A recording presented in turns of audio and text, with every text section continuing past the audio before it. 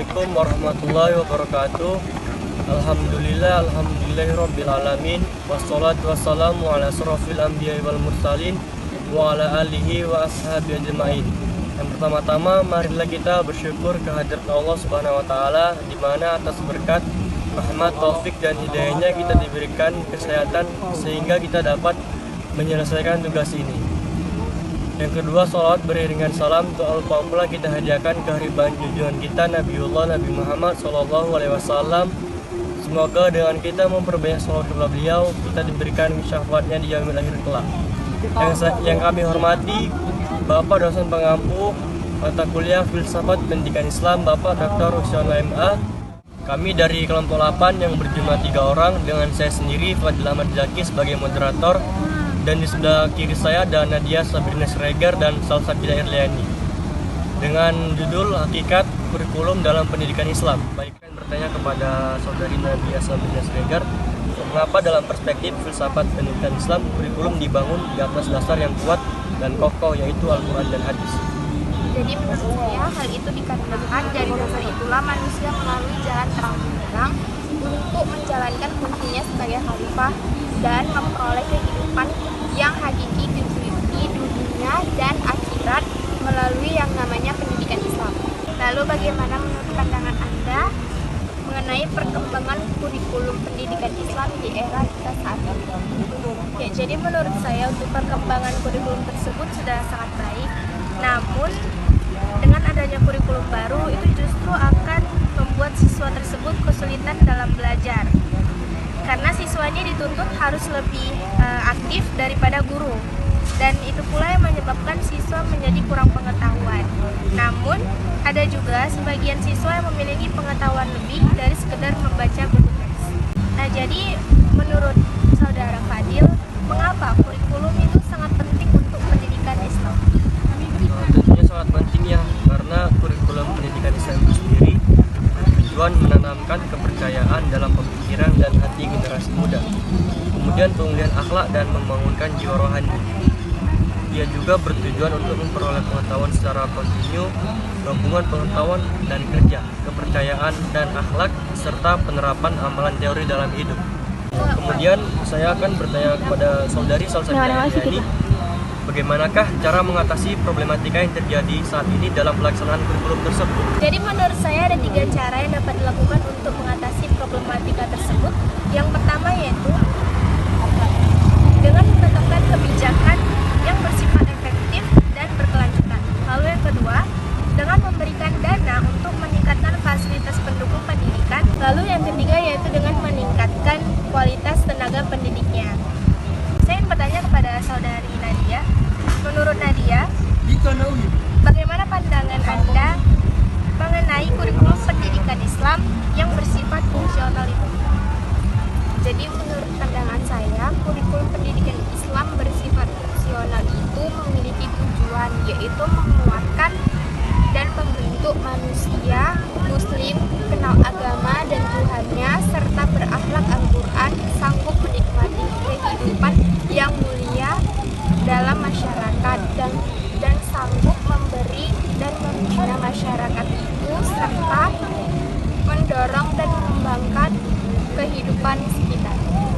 Lantas, bagaimana menurut pandangan saudara Fadil jika kurikulum ditiadakan dalam pendidikan Islam? Menurut saya sangat buruk ya kalau misalnya kurikulum itu ditiadakan dalam pendidikan Islam. Dan kita tahu sendiri kurikulum pendidikan Islam itu sendiri bertujuan untuk memulihkan akhlak. Nah, jika tidak ada kurikulum itu, maka akhlak dari peserta didik itu akan tidak bisa terbangun dan moralnya juga akan tidak bisa terbangun.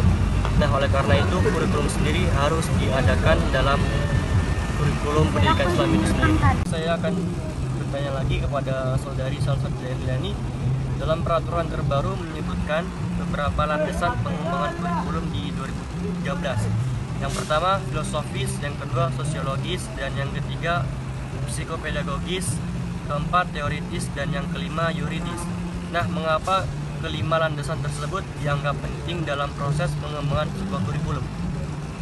Oke, jadi menurut saya, dengan kita berpedoman pada 5 landasan tersebut, maka perencanaan dan pengembangan suatu bangunan kurikulum yaitu pengembangan tujuan, materinya, proses pembelajaran, dan komponen evaluasi itu harus didasarkan pada landasan filosofis, psikologis, sosiologis, serta ilmu pengetahuan dan teknologi.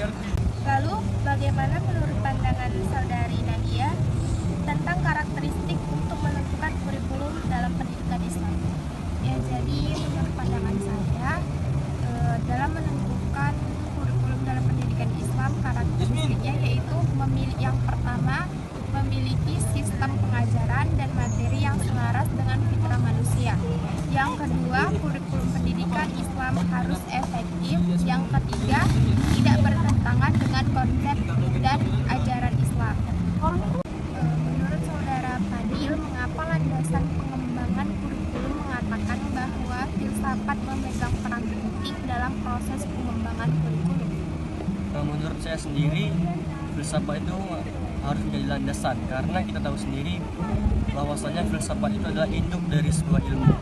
Kemudian tujuan dari filsafat sebagai dasar tujuan pendidikan ialah harus mengandung 3 hal. Yang pertama, autonomi, yang artinya memberi kesadaran, pengetahuan dan kemampuan yang prima kepada setiap individu dan kelompok untuk mandiri dan hidup bersama.